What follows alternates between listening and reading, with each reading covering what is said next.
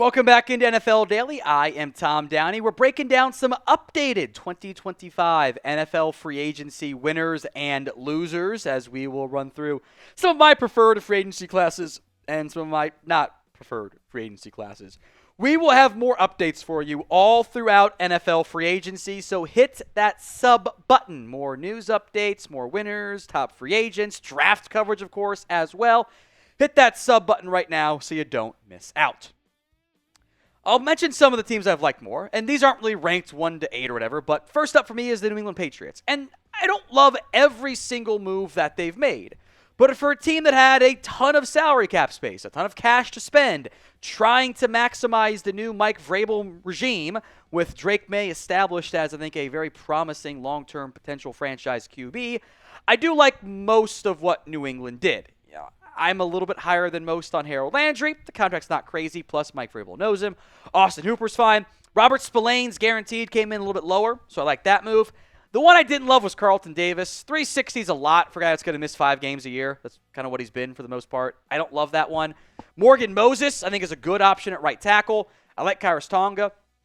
Milton Williams it's a lot of money for him, but that was the best defensive tackle by a pretty big margin on the open market. Josh Dobbs, Mac Hollins give you some backup pieces there. Getting another tackle, another wide receiver are obvious areas of focal point, but I think this Patriots team is on the upward arc after a bad 2024.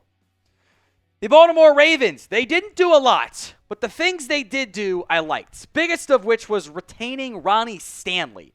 Stanley getting like the same contract on a per-year basis as what Dan Moore got from the Titans is kind of insane to me, even with the injury history from Ronnie Stanley.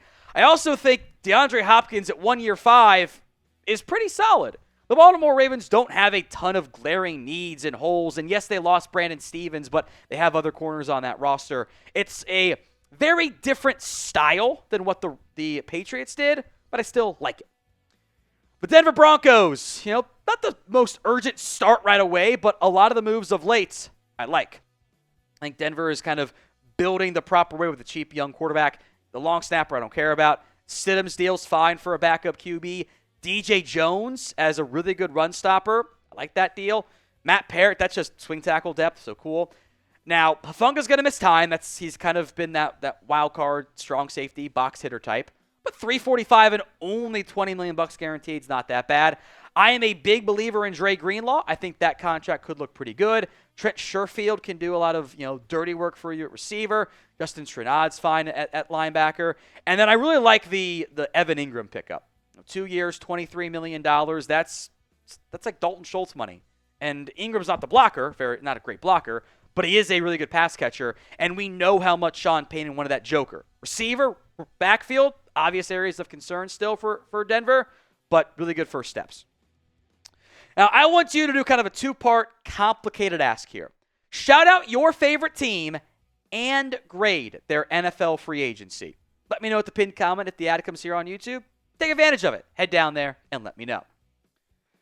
The Raiders, and I will include trades around free agency in some of these grades. Alex Kappa, I didn't love that, but that's not that expensive with the way the salary cap's gone up to give them an option at guard. Max Crosby was the highest paid guard and then wasn't. Highest paid edge, and non-QB, and then Myles Garrett got paid. I think Geno for a third is actually pretty good, given the just concerns about the quarterback class and maybe not getting one. Slotting him in, as a shorter-term option and probably extending him, I think is a huge upgrade over Gardner Minshew. I think Adam Butler is actually a really good run stopper. Again, dirty work guy, I like that. I think Jeremy Chin at $8 million is kind of a steal. I'm optimistic about Malcolm Kuntz staying healthy and being an impact edge. And then it's depth guys. Landon Roberts, they still need linebacker help, and they're a prime, day 2 linebacker pick team. I think gambling on Eric Stokes, 1 year 4, actually makes sense. That's kind of a lower value piece that I think can maybe develop as a former early round pick. I like that one. Then the Commanders. Again, I'm going to include trades on these. Debo for a 5 is whatever. I don't think Debo's all that great at this point. I think he's kind of on the decline, but it's a 5th-round pick. They have money to burn. It's fine. The one I love, bringing back Bobby Wagner. That's good. No complaints about Zach Ertz coming back. John Bates can pass block. Javon Kinlaw, little pricey to me, but it's depth. I love the Laramie Tunsil trade. Like, it's kind of a weird trade overall with the Houston Texans. Like, we'll talk about Houston more in depth, but you're giving up draft assets. Yes, you were going to pay. You could pay Dan Moore $20 million, pay Laramie Tunsil about the same amount of money, and give up some draft picks and get a damn good left tackle. That's awesome. Will Harris is a safety. Cool. Bringing back Marcus Mariota, Jeremy McNichols. Eddie Goldman gives you some more really good run-stopping depth. I think edge is kind of the one thing this team's looking for. I do like Jonathan Jones. The Commanders have money to burn because they haven't paid a lot of guys to grow on the roster because they've had some bad draft picks in the previous regime. Again, I like the way the Commanders are trending here. When we did this on day one, we did not have the Minnesota Vikings on here because when we first did the winners-losers stuff back on Monday, Minnesota hadn't done anything really. Now they have.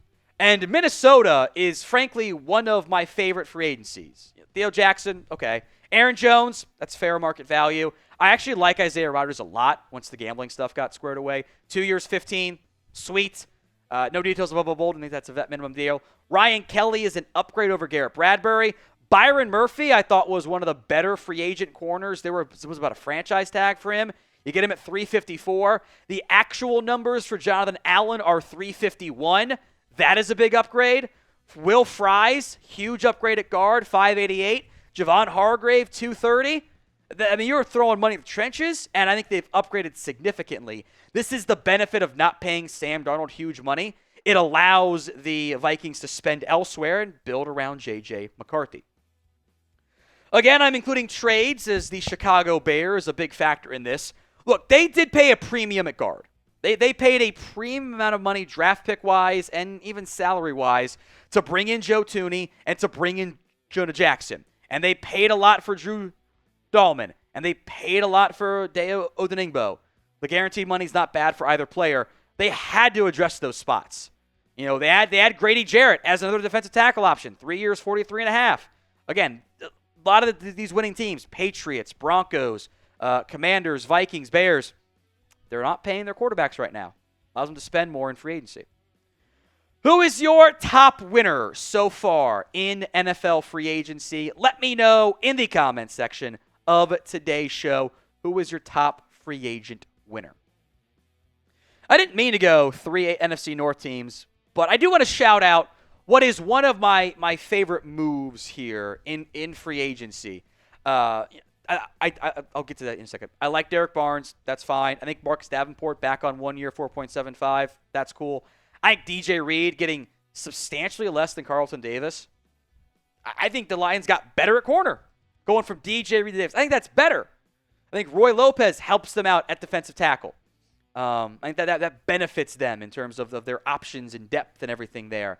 I still think edge is a big-time need. Levi Onwuzurike coming back as a defensive tackle option is good value relative to what some of the other defensive tackles got. I mean, we're at the point where like $10 million is backup DT money right now.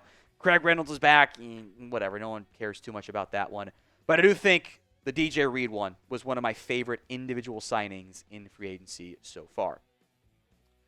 We get to one loser, and then I'm going to mention the sponsor today. That is the Tennessee Titans. I will say I do like their Kenneth Murray trade. I thought they were going to cut Kenneth Murray. To get a pick swap is probably a win for them. I also love the Kevin Zeitler signing for Tennessee. I really have a tough time getting on board paying Dan Moore 4 years, $82 million. I don't think Cody Barton's that great of a linebacker either. I think he's a little bit inconsistent. The Dan Moore one is sticker shock for me of like he's playable at left tackle. Is that really worth 20.5? I don't know. Xavier Woods, it's fine at safety. Van Jefferson's like, okay, whatever. That doesn't really move the needle for me. I don't think he's good enough. There's still a lot of big-time needs for Tennessee, and this has always been a longer-term approach of like evaluating what they need and what they don't have. I think Kevin Zeitler fits a stopgap option at guard. Still probably want to draft somebody. It's just the Dan Moore was like, that really right? You want to go? I don't know. I think you get an NFL jersey for your favorite team, maybe the newest free agent pickup. Once those become available, they will be on Fanatics, chatsports.com/NFL jersey. Link to the comments and the description of today's show. That's chatsports.com/NFL jersey. All 32 teams, they are filtered by most popular, so There's a lot of Eagles ones up there right now, so you kind of got to be patient. But get yours today at chatsports.com/NFL jersey. Relative to previous years, I would argue the Cowboys have done a lot more. That doesn't mean all of their moves are particularly great. The Osa Odighizuwa re-signing looks like a steal relative to what Milton Williams got on the open market. Marquise Bell's fine. They ran it back on special teams, but this is the ultimate, let's sign a bunch of former highly touted picks and see if we get one right. Javonte Williams, okay. Robert Jones, UDFA, former UDFA, okay, whatever. Solomon Thomas, former number 3 overall pick. They brought back Kevontae Turpin on a deal that was actually better than what the numbers said.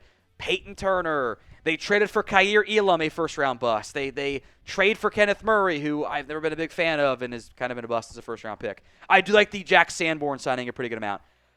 It feels like they've done a lot of volume, a lot of quantity. The quality is not great. It's better than previous years, but the Cowboys have been on this losers list 5 years in a row. So, who is your top NFL free agency loser? Let me know in the comments section of today's show. The Houston Texans. This for me, I don't know what this is. I don't see the vision. Christian Kirk for a 7th. Okay. Sheldon Rankins getting $5 million ish guaranteed. That's a lot for a guy that was bad last year. You signed Braxton Berrios and also Justin Watson. Houston's strategy in recent years, and this fits with Derek Barnett and Traymon Smith and Darrell Taylor, their roster numbers 23 to 53 is the best in the NFL. It's the top-end talent that I don't know about. Chauncey Gardner-Johnson, they're going to move on from Jimmy Ward. I don't mind trading Kenyon Green. He was bad. He wasn't going to play for you. But swapping out Laramie Tunsil for Laken Tomlinson, why? MJ Stewart and Nick Neiman. Okay, again, you've got all this great depth. Your O-line's bad, and I think you got worse on the offensive line. They better crush the draft, or I'm going to be worried about C.J. Stroud. The San Francisco 49ers. It kind of feels like they're rebuilding, aren't they? Kind of feels that they've lost a lot. They have lost a lot of critical pieces on this team. They are not in the spot that they were. Trading away Debo, okay. You lose Jalen Moore, kind of a weird signing, whatever. Elijah Mitchell, okay. Hufanga, kind of a key loss. You lost Aaron Banks. Big money. I didn't like that deal for Green Bay, but it was your next man up. Javarius Ward, you had no control over. That's fine. Dre Greenlaw, that one stinks, but he's coming off injury, so I at least understand it. Javon Hargrave, Leonard Floyd, you chose to cut. Okay. This edge rush, this defensive line right now is Nick Bosa, Jordan Elliott, Evan Anderson, and Yetur Gross-Matos. That's kind of weird. You added Demarcus Robinson and Luke Farrell and Richie Grant and Trey Brown, and they're not spending money, and it kind of feels like a reset year for San Francisco. That's interesting to me. Finally, the team's waiting on Aaron Rodgers. He has not made a decision as of filming. It's the old reverse jinx here. The Steelers and the Giants, the top 2 teams. Seems like Rodgers wants Minnesota. I don't know if Minnesota wants him back, though. That doesn't seem like a very likely outcome there for the Vikings. Russell Wilson is going to visit the Browns and the Giants on Thursday and Friday, respectively.